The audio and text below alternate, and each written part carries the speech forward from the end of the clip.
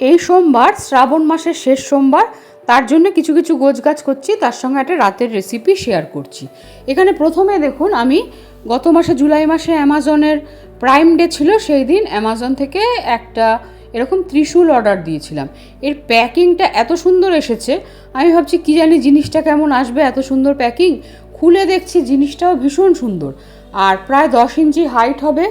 এটা আমি এখন কোথায় রাখবো ঠিক করিনি, নিচে হয়তো যখন বড় ঠাকুর রাখবো তার সঙ্গে মানানসই করেও রাখতে পারি। আর যদি ভালো লাগে হয়তো সোমবার সাজানোর জন্য ব্যবহার করতে পারি। ব্লিঙ্কিট থেকে সাইকেলের এরম একটা স্যান্ডেলের কোণ ধূপ আনিয়েছি। আর এই ঠাকুরের যে সমস্ত কাপড়গুলো কাঁচা হয়ে যায় এইভাবে ভাঁজ করে তুলে রাখি। আর প্রতি সপ্তাহে ব্লিঙ্কিট থেকে যখন কোনো জিনিস আনাই, ওদের ওখান থেকে আমি এরম একটা বাটন রোজের প্যাকেট আনিয়ে নিই 100 গ্রাম। এটা আমি কি করি, আমার বিভিন্ন মালা গাঁথায় কাজে লাগে। তার সঙ্গে যখন ফুলগুলো শুকিয়ে যায় ডেকোরেশনের জন্য পাপড়িগুলো ছাড়িয়ে রাখি। এই সোমবার ইচ্ছে আছে তো লাল দিয়ে সাজাবো, তাই ছাড়িয়ে নিলাম। গতকাল রাতে ওর বাবার একটা পিকনিক ছিল, তা আমি বৌদিকে বললাম আমাদের জন্য আলুর সঙ্গে ময়দা মেখে যে আলুর পরোটা হয় সেটা করতে। এটা হচ্ছে আলুটাকে প্রথমে সেদ্ধ করে সেটা কড়ায় আদা কাঁচা লঙ্কা তার সঙ্গে ভাজা মশলা সব কিছু দিয়ে কষে নেয়, তারপর সেটাকে ময়দার সঙ্গে মেখে এইভাবে ছাঁকা তেলে ভাজে। দেখুন কি সফট হয়েছে জিনিসটা। আর এটা কিন্তু খেতেও খুব ভালো হয়।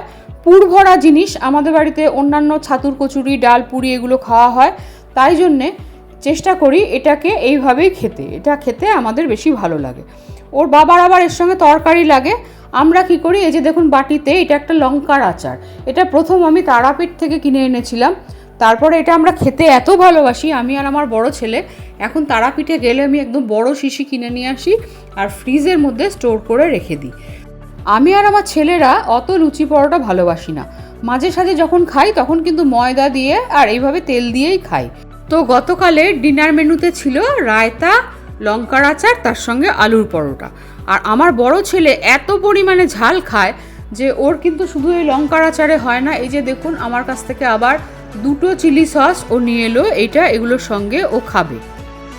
রোজ রোজ রাতের কি তরকারি হবে চিন্তা করার থেকে মাঝে মাঝে এরকম খেতে কিন্তু ভালোই লাগে।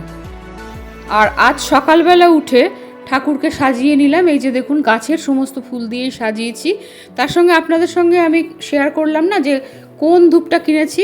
আজকে ধূপটা কেমন দেখার জন্য পঞ্চপ্রদীপে 5টা ধূপ জ্বালিয়ে দিয়েছি আর মাঝখানে একটা প্রদীপ জ্বালিয়েছি।